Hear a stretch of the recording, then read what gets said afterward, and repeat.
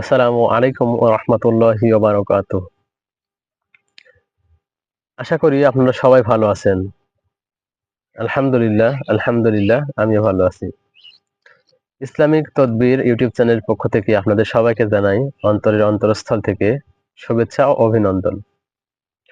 আজকে আপনাদের কাছে একটি ভিডিও বা একটি আমল বা একটি তদবির নিয়ে আসছি। আমরা প্রায় অনেকেই কবিরাজের উপরে নির্ভর করি। বিশেষ করে প্রায় প্রত্যেকেই।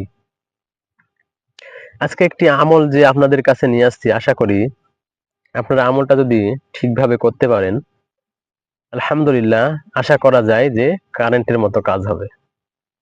আমলটা কি? হয়তোবা আপনারা টাইটেল দেখেও কিছু বুঝতে পেরেছেন আশা করি।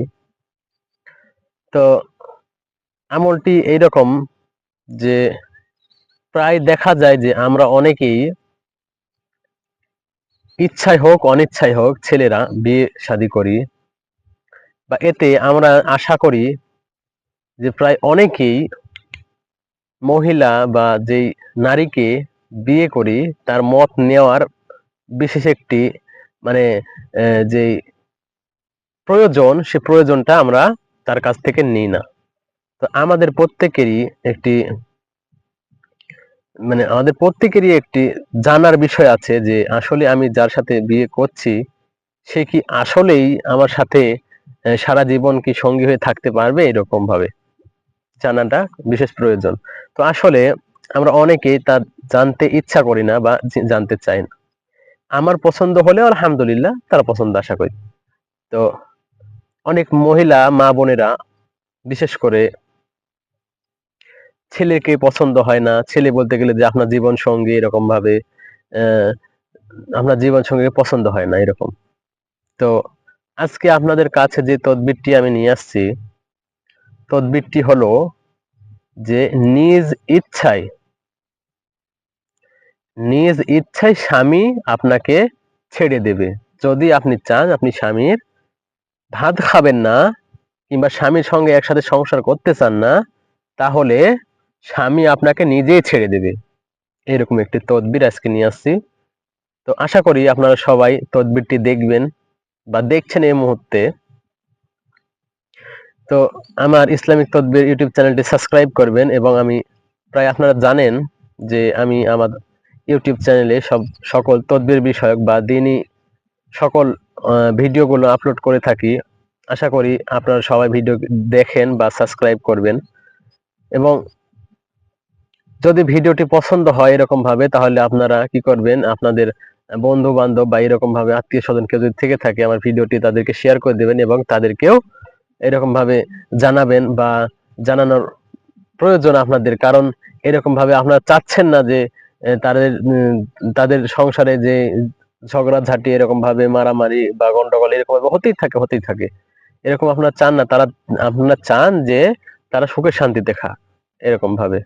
তো যদি চান তো আমি এটা বলবো, তাহলে স্বামী সেই তার স্ত্রীকে নিজেই, স্ত্রী যদি আমলটা করে তাহলে স্ত্রীকে সেই স্বামী নিজ ইচ্ছায় ছেড়ে দেবে আশা করি ইনশাআল্লাহ তাআলা। তো আজকে যে আমলটি আপনাদেরকে দেব আমি, সে আমলটি আশা করি আপনারা যদি পুরোপুরি করেন তাহলে সফল হবেন ইনশাআল্লাহ। যদি পুরোপুরি না করেন আমলটি, তার আগে আমাকে বলবেন না বা আমার কমেন্ট বক্সেও জানাবেন না, বা আমাকে গালাগালি আপনারা করতে পারবেন না। আমলটি পুরোপুরি করেন।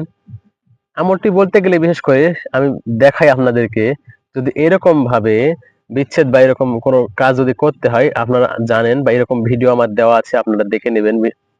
তো ভিডিওর শেষের দিকে আমি আপনাদেরকে সেই তাবিজটি দিয়ে দিব, যে তাবিজ আপনারা আপনাদের স্বামীর নামে করবেন। তো এটা হচ্ছে ভিডিওর মূল কথা, বা যে কারণে আপনাদের কাছে আমি ভিডিওটি আপলোড করেছি, সে ভিডিওটি হচ্ছে স্বামী স্ত্রীকে দেখতে পারে না, বা স্ত্রী স্বামীর সঙ্গে থাকতে চায় না। অনেকেই দেখে বা জানে বা দেখতে থাকেন, অনেকেই দেখে শোনে। তো এখানে বিশেষ করে আমরা দেখে থাকি যে অনেক সংসারে ঝাই ঝামেলা হয়, বা এরকম ভাবে আমরা আমার স্বামীর সংসার আমি করতে চাই না, তার প্রতি আমি সন্তুষ্ট নই, স্বামীর প্রতি আমি সন্তুষ্ট নই, কিন্তু স্বামী আমার প্রতি সন্তুষ্ট হোক চাই না হোক, স্বামীকে আমার ভালো লাগছে না। সেই কারণে আজকে আপনাদের কাছে আমি সেই তদবিরটি নিয়ে আসি। যদি তদবিরটি আপনারা পুরোপুরি করতে পারেন, আশা করি ইনশাআল্লাহ সফল হবেনই হবেন। স্বামী নিজ ইচ্ছাই আপনাকে ছেড়ে দেবে, আপনার কিছু করতেও হবে না, কিছু বলতেও হবে না। ভিডিওর শেষে আমি তাবিজটি দিয়ে দেবো, আশা করি আপনার ভিডিওটি পুরোপুরি দেখবেন। যদি পুরোপুরি ভিডিও দেখেন তাহলে আপনারা বুঝতে পারবেন। তো এখন আসল কথায় আসি, আমরা যদি আসল কথায় আসি তাহলে এখন তাবিজটি লিখবেন কেমন করে। আশা করি আপনারা তাবিজ লিখা জানেন, বা তাবিজ লিখা বিষয়েও আমার ভিডিও দেওয়া আছে, আপনারা দেখে নেবেন। তো তাবিজটি লেখা যখন হয়ে যাবে, তাবিজটি লেখা যখন কমপ্লিট হয়ে যাবে, তখন কি করবেন আপনারা, লিখতে হয় এরকম ভাবে যে যার নামে তাবিজটি লিখছেন, যে অমুকের ছেলে অমুক, সেটা আপনার স্বামী হোক বা যাই হোক, অমুকের ছেলে অমুক, আমি তার সাথে সংসার করতে চাই না, বা এরকম ভাবে আমার আপনি যেহেতু তার সাথে ছাড়াছাড়ি করার জন্য বা সম্পর্ক আলাদা করার জন্য এই যে তাবিজটি করেছেন, তো কি করবেন, প্রথমে 2 রাকাত নামাজ পড়ে নেবেন। আশা করি আল্লাহ তাআলা কবুল করবেন। নামাজের পরে যে দোয়াটি করেন আপনারা, আল্লাহ তাআলা কবুল করেন, হয়তো আপনারা জানেন। তো যেটা বলতে চাচ্ছি আপনাদেরকে, 2 রাকাত নামাজ আদায় করার পরে সেই তাবিজটি আপনারা লেখা শুরু করবেন। তাবিজটি লেখা যখন কমপ্লিট হয়ে যাবে, তাবিজের নিচে লিখবেন অমুকের ছেলে অমুক, আমি তারপরে আপনার নাম দিবেন, অমুকের মেয়ে আমি, ওর সাথে সম্পর্ক আলাদা করার জন্য তাবিজটি লিখলাম, আল্লাহ আপনি কবুল করেন।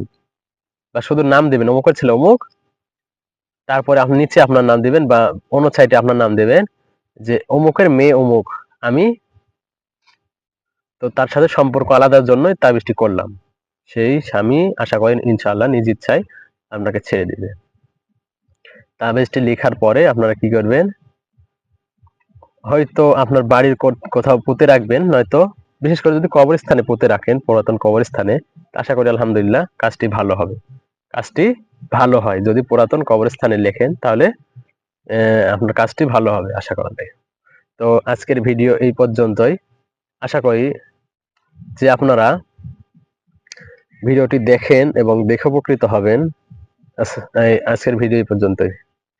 আসসালামু আলাইকুম ওয়া রাহমাতুল্লাহি ওয়া বারাকাতুহু।